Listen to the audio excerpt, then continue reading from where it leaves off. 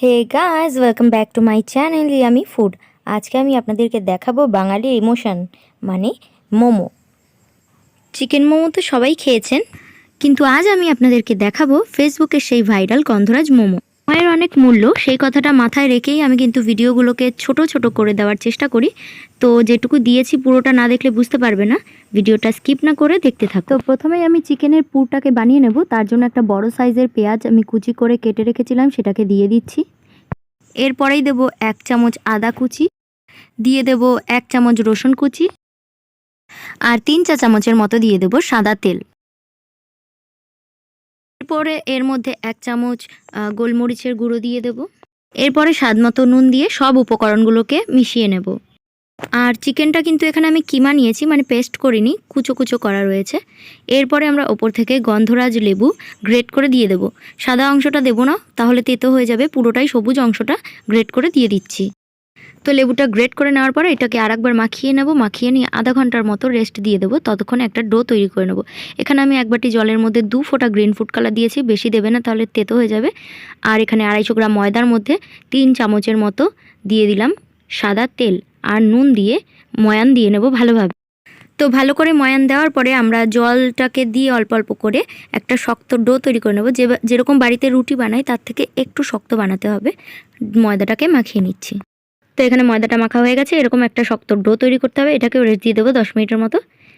তো আমার ডোটা ঠিকঠাক হয়ে গেছে 10 মিনিট পরে। এবার আমরা অল্প অল্প করে লেচি কেটে অল্প ময়দা ছড়িয়ে বেলে নেব। বেলে নিয়ে আমরা এর মধ্যে পরিমাণ মতো পুর দিয়ে দিচ্ছি। এরপরে চারপাশ থেকে অল্প করে জল লাগিয়ে দেব। তারপরে দুধার থেকে একসাথে চেপে মুড়ে ভেতরে একটা চাপ দিয়ে দেব। এটাকে বলে বোঝানো যাবে না, দেখে আপনাদেরকে বুঝতে হবে। দুধার থেকে এনে মাঝখানে চেপে ভেতরে ঠেসে দিতে হবে। এইভাবে একটা মোমো আমরা তৈরি করে নিলাম। এরপরে আরেকটা দেখিয়ে দিচ্ছি। গোল বেলে নিয়ে আমরা চারপাশ থেকে জল দিয়ে মাঝখানে পরিমাণ মতো পুর দিয়ে দিলাম।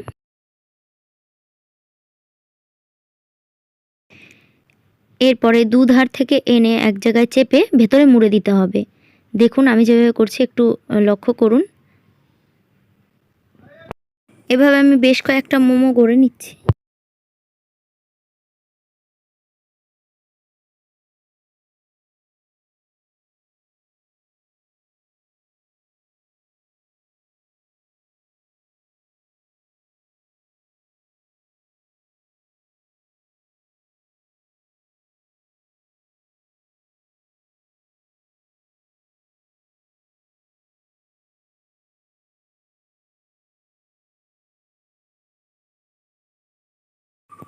এর পরেরটা আমি গোল, যেরকম নর্মাল চিকেন মোমো হয় সেরকম করব। মাঝখানে পুর দিয়ে এভাবে শাড়ির কুচির মতো গোল করে ঘুরিয়ে নিয়ে এক জায়গাটায় জমা করে এইভাবে হাত দিয়ে ঘুরিয়ে দিলাম। অপরদিকে আমি একটি হাঁড়িতে জল গরম বসিয়ে দিয়েছি, তার মধ্যে কয়েকটা গন্ধরাজ লেবু পাতা দিয়ে দিলাম। আর ওপরে একটা ছিদ্রযুক্ত এরকম গাবলা দিলাম। আপনাদের যদি স্টিমার থাকে অবশ্যই সেটি ব্যবহার করবেন। এরপর একটু সাদা তেল ব্রাশ করে দিলাম। ব্রাশ না থাকলে একটা সুতির ন্যাকড়া ভিজিয়ে তেলের মধ্যে ডলে দেবেন। এরপরে মোমোগুলোকে দিয়ে দিলাম, তার উপরেও একটু অয়েল ব্রাশ করে দেব। ওপর থেকে কয়েকটা গন্ধরাজ লেবু পাতা দিয়ে দিচ্ছি। এবার আমরা ঢাকা দিয়ে এটাকে স্টিম হতে দেব। 10 থেকে 15 মিনিট স্টিম করার পরে আমাদের মোমোগুলো তৈরি হয়ে গেছে, নামিয়ে দিলাম। এবার আমরা আরেকবার ব্রাশ করে নিচ্ছি অয়েল। বাকি মোমোগুলোকেও আমরা একইভাবে স্টিম করে নেব। তো বন্ধুরা, স্যুপ এবং চাটনিটা ডিউ থাক, ওটা আমি আপনাদেরকে অন্য একটি ভিডিওতে দেখিয়ে দেব। তো রেসিপিটি কেমন হলো আমাকে অবশ্যই কমেন্টে জানিও। তো বন্ধুরা, বাড়িতে একবার হলেও ট্রাই করো, সত্যি দুর্দান্ত একটা স্মেল আসে, খেতেও খুব সুন্দর হয়। আর রেসিপিটি ভালো লাগলে একটা ছোট্ট লাইক করে দিও। আমার চ্যানেলটিকে সাবস্ক্রাইব করে আমার পাশে থেকো। ধন্যবাদ।